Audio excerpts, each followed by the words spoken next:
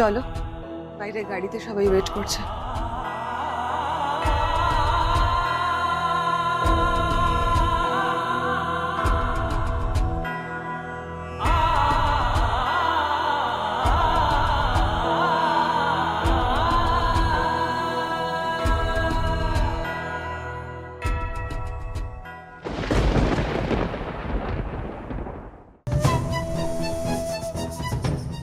বড় জেম্মা, ওখান থেকে তুমি আমাকে এভাবে না নিয়ে এলেই পারতে।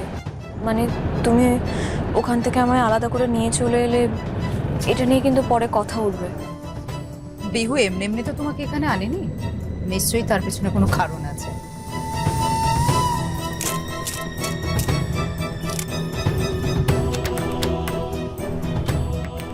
দেখো, এটা একটু ভালো করে দেখো।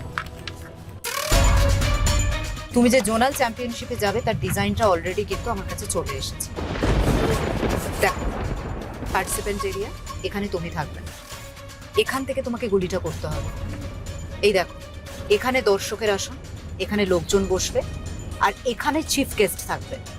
একদম তোমার স্ট্রেট অ্যাঙ্গেল, বন্দুকটা একটু ঘোরালে তুমি ওনাকে টার্গেট করতে পারবে, বুঝতে পারলে? এইভাবে যদি আমি ওপেনলি গুলি চালাই তাহলে তো আমি ধরা পড়ে যাব। বিহু, ধরা কেন পড়বে? এটা জাস্ট একটা অ্যাক্সিডেন্ট হিসেবে ধরা হবে। দেখো, তুমি এখান থেকে টার্গেট করছো, কোনোভাবে মিস টার্গেট হয়ে গেছে। দেখো, ঠান্ডা মাথায় ভাবো, তুমি ওখানে খেলতে গেছো, কাউকে তো মারতে যাওনি, ব্যাস সেটাই প্রমাণ হবে। তুমি ঠান্ডা মাথা আগে দেখে নাও। এই দেখো,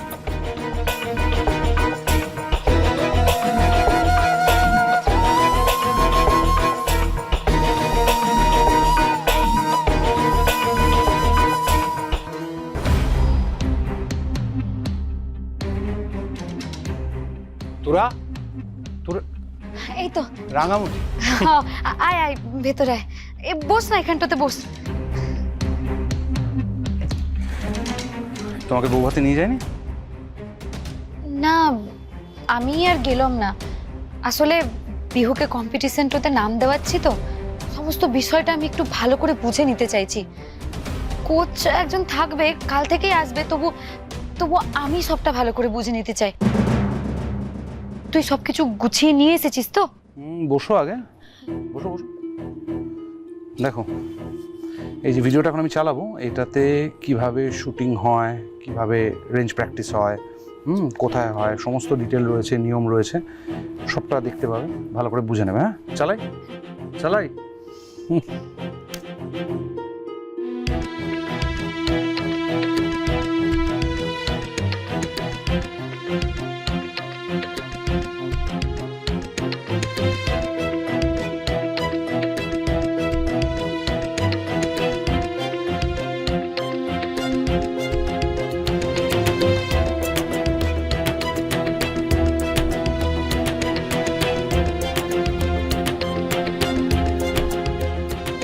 ব্যবস্থাপনা কিন্তু খুবই ভালো হয়েছে। হ্যাঁ, দেখি আমার মেয়েটাকে। না না না, না না, কোনো প্রবলেম। আরে মিষ্টি লাগছে। নমস্কার।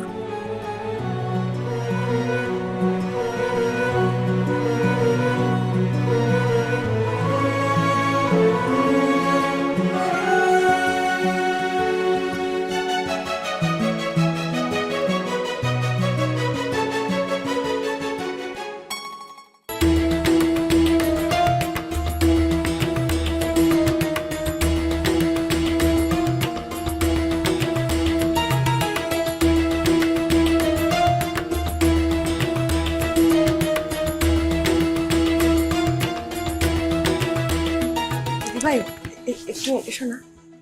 হ্যাঁ,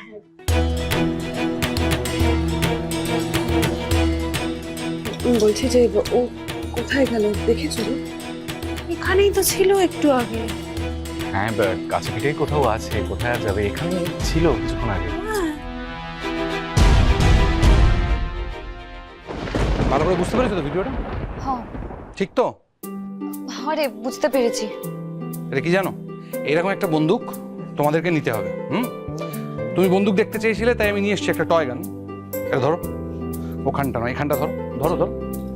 এই দেখো, এখানে ট্রিগার থাকবে, এখানে চোখ রাখতে হয়, আর এইটার সাথে ম্যাচ করে নিশানা হবে। হুম,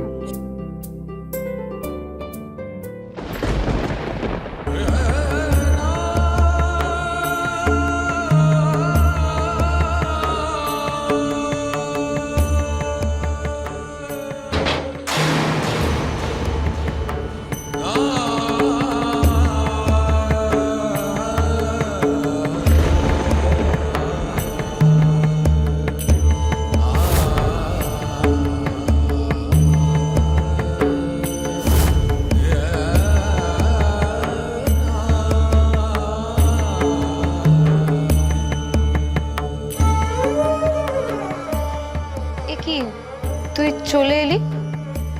তোর বউ মৌসুমি কোথায়? এই জন্যই আমার মনটা এতক্ষণ ধরে কু ডাকছিল, খুব অস্থির লাগছিল। খালি মনে হচ্ছিল কিছু একটা হয়েছে। এবার বুঝতে পেরেছি কি হয়েছে। কেন, কি হয়েছে? গড,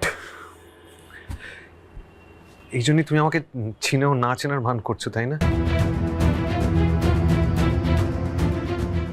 এই জন্যে মানে কি জন্যে? গত 12 বছরে তুমি এই ভদ্রলোকের সঙ্গে একটা সম্পর্কে জড়িয়েছো, তাই তো?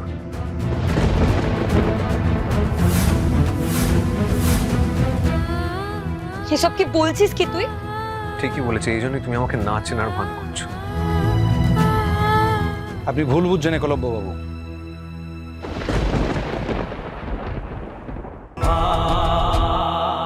না চেনার নাটকটা কেন করলে আমার সঙ্গে? কিচ্ছু চিনতে পারছি না, মনে করতে পারছি না এটা কেন করলে।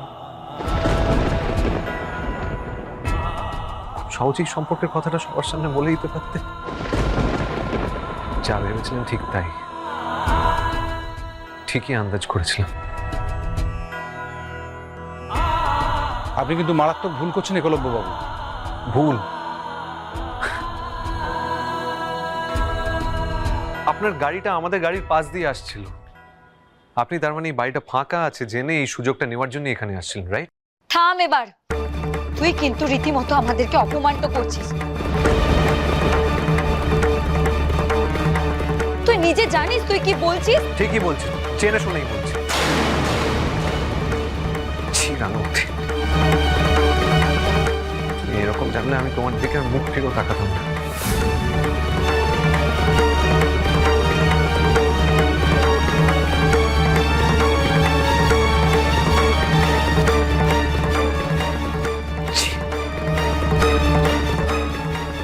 একলব্য বাবু, একলব্য বাবু,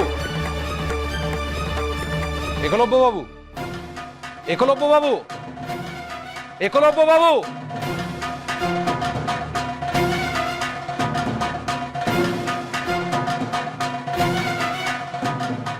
আমাকে ভুল বুঝলেন তোরা। স্যার, আমি তোকে ভুল বুঝিনি, আমরা কেউ একে অপরকে ভুল বুঝিনি স্যার। 12টা বছর ধরে তুই আমাকে আগলে রেখেছিলি বলেই আজ আমি এখানটাতে ফিরে আসতে পেরেছি। তুই তো আমার ভগবান রে স্যার। কে কি বললো তাই নিয়ে তুই একদম ভাবিস না, ও ভুল বুঝেছে স্যার।